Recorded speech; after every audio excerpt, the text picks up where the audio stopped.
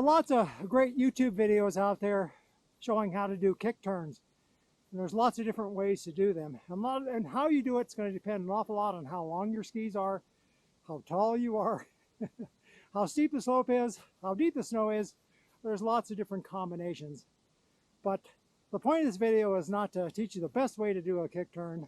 I just want to talk a little bit about the difference between doing a kick turn with a flat plate or a free pivot like you'd have on a set of AT skis, or when you have essentially a hard flexor, something that restricts that forward movement. Let's go up here and let's just do this kick turn.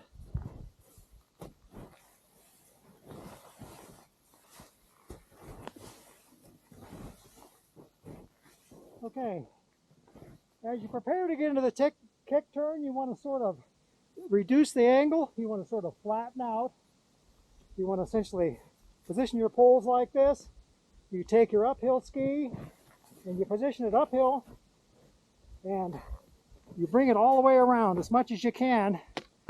The idea here is you want to have this ski on the level or maybe pointing slightly uphill. The last thing you want to do is you want to have, when you make that transition, you want to be sliding backwards. One of the problems that mess a lot of people up, and I don't know if you can see it here, it has to do with the positioning of the tail of the ski and the side of your other ski. If you make the mistake and you get the tail of this ski on top of this ski, you're going to trip when you fall. The common way to get around that problem, of course, if you have super long legs, it may not be an issue, but if you have short legs like me and you're not very tall and you have long skis, is if the snow is soft enough, you can actually place the tail of this ski underneath this ski right here. And then when you make the transition, it's you're not going to trip on your skis. So that's what I've done here. I've positioned the tail of this ski, the uphill ski, underneath this ski right here. Now the next thing you need to do is you need to place your poles uphill like this, and you need to lean into the slope and transition your weight onto this foot and this ski. Now once you've done that, you can essentially lift the lower ski up, and now you've got to reposition it. And the reason it's called a kick ski is the way most people do it is they kick their foot back like this. They kick it backwards. And if you have free pivot, that allows that ski tip to come up. It's not going to get hung up on the snow that's uphill. Now if the slope is really, really steep, or if you have your hard flexors on and you can't get, this tip wants to dig in, the trick is to bring your ski all the way back here so that it's right next to your foot. Once it's in that position, the transition is real easy. You can just go ahead, place that ski on the uphill side, and then you can just continue on. Let's do another one here.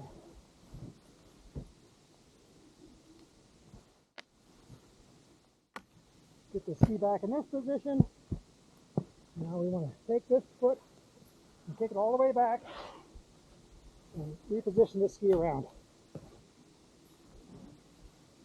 Continue all the way up. Okay, what I've done now is I've put on a set of Stevens skis. These are Volley Objectives. They're exactly the same length, 177s. And what he's got is he's got the hard flexor on here. So you can see how, as I move this boot forward, it resists that forward movement as compared to this one, which is a free pivot. Okay, so this is completely free. It allows the ski to dangle like this. And that's one of the reasons you can tell, if you can imagine, if you're trying to go uphill, your ski is dangling like this, and you want to be able to have the ski pointed uphill as you come around, and this free pivot allows that to happen. If you try to do it with this ski, you can't get that tip up, because obviously the flexor, you can see how much force I've got to put on this ski in order to get into that same position. The flexor is resisting that movement. Now you can do it, and I'm saying you can't do it, it's just more difficult. So we're going to make this kick turn once again. I'm in this position here, and I go ahead and I come around in this awkward position with this ski. I put my weight on it. Now what I got to do, somehow I got to get this ski up and around. And normally you just kick back with your foot like this, and you can see how the tip is digging in. you struggle trying to get this ski around. Now I've already packed this down with my ski, so it's actually going to be easier to slide this around. Some people, what they do is they'll bring their ski all the way back here like this, so that the tip is right next to the edge of their foot. And that allows you to pressure that ski, and then you can bring it around like this. And if you don't have a free pivot, that's the best way to do it, is to bring the tip of the ski right in next to your foot like this, so you can guide it and up and around. But if you try to do what's called the typical kick turn, where you kick back like this, it'll often get hung up on the snow. It's kind of a nuance.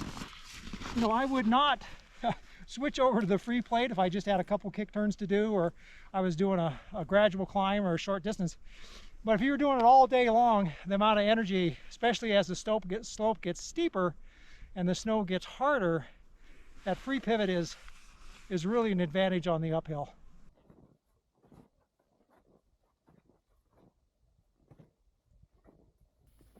Of course, the easiest way to change the uphill direction is to do the transition in a flatter area, where you can just do a gradual turn or a helicopter turn and avoid the kick turn altogether.